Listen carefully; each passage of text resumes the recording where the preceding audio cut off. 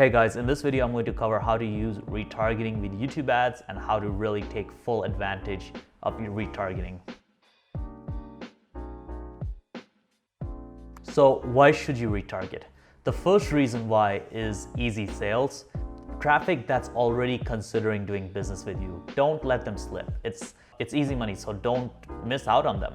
So you want to push people back into the funnel where they left off. That's a very important reason to do retargeting, so you can get them back in so they can, keep going down the path they were going down. And for your warm audiences, you want to keep yourself on top of mind of them, so they basically keep consuming content, they keep engaging, they keep opting in, and they keep interacting with your brand. And retargeting typically gets a higher return on ad spend. Now, this is not the case in all scenarios. Sometimes it doesn't. With Facebook ads, we find retargeting is better than with YouTube ads, while with YouTube ads, we find cold is a lot better than retargeting. Now, I'm gonna explain YouTube ads retargeting to you. So retargeting is based on a few different things. So there's retargeting based on website visitors. So you could build those audiences based on the Google remarketing tag, which I already covered before in the tracking section of the course, or the Google Analytics audiences, where you have these audiences that basically are your website visitors that you can import from Google Analytics into Google Ads. You can also retarget email lists. As I mentioned, that requires a $50,000 spend minimum. You need to have that 50K lifetime history of ad spend. You need to be eligible and have an account manager, have a clean payment history, etc., etc. You can also retarget people from your YouTube channel. You can retarget viewers, you can retarget subscribers, you can retarget people who commented on your videos, you can retarget people who've even been to your channel page. Now for retargeting, we typically use max conversion for most audiences, and then we might use target CPA if there are larger audiences. So if there's an audience with a ton of people, yeah, we may use target CPA. Typically that's the case if the audience is like 40,000, 50,000 people. That's where target CPA can really shine. And you want to use exclusions to make sure you're targeting the right people.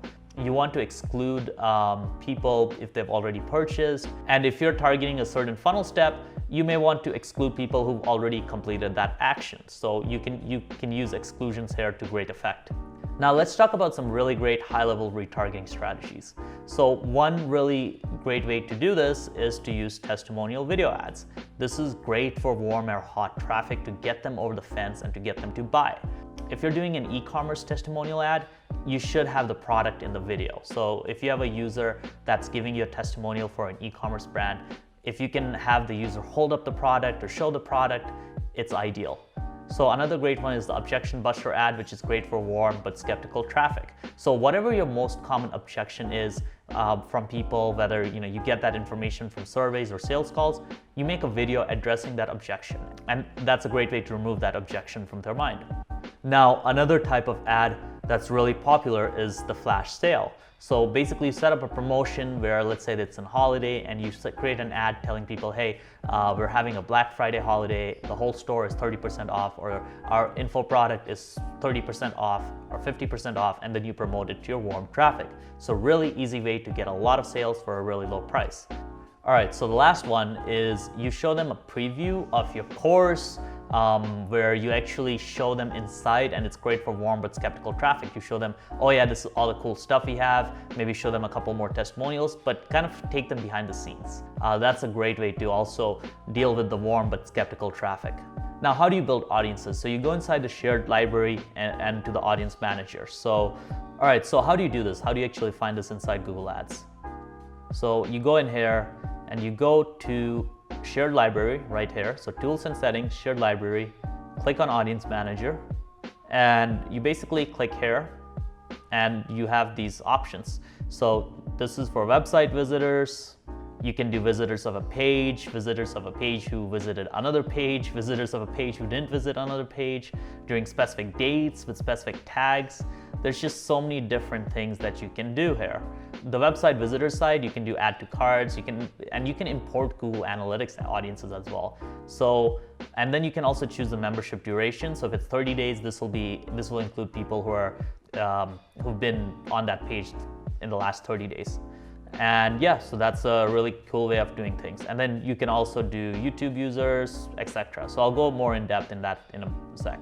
Now, with retargeting website visitors, these are some of the audiences you can do.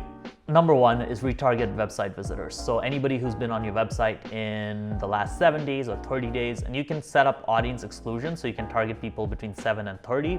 And the way you do that is exclude 7-day audiences and include 30-day audiences. The other one is add to cart. So if you have an e-commerce store or even an info product, if they hit the cart page, that's an awesome audience to retarget. And then you want to set up separate campaigns for add to cart and website visitors. That's best practice for us. We find that works better just because then you're able to see like kind of the ROI on each one and make sure you can segment them out and have different ads for them. And if you have multiple offers, you want to create different audiences for people who hit the sales page for one versus the other, and that way you can show them different ads. And now a really cool trick for better quality website visitors is you can use Google Tag Manager to basically set up your remarketing tag to fire on a time delay with Google Tag Manager, and it's great to exclude trash traffic. So a pro tip is you can set the remarketing tag to fire on a time delay with Google Tag Manager. It's great to exclude trash traffic.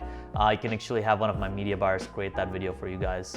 Now, some of our favorite website retargeting campaigns are the 30 or 60-day add to carts, or another one is past purchasers based on page they visited, or based on product they bought. So if they bought a certain product, advertise them another product. Another option is 15 to 30-day website visitors. And then the fourth one is if they visited a certain product page, and then you show them an ad for that specific product.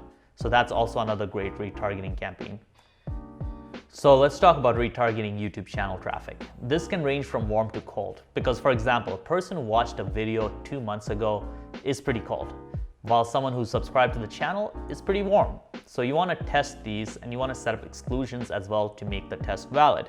So as I mentioned, if you go in here and you click on YouTube users, click on viewed any video, viewed certain videos, subscribe to a channel. So you have a lot of options here with what you can do with this. So this is a really great way to do it. And then obviously, once you're actually in the actual campaign,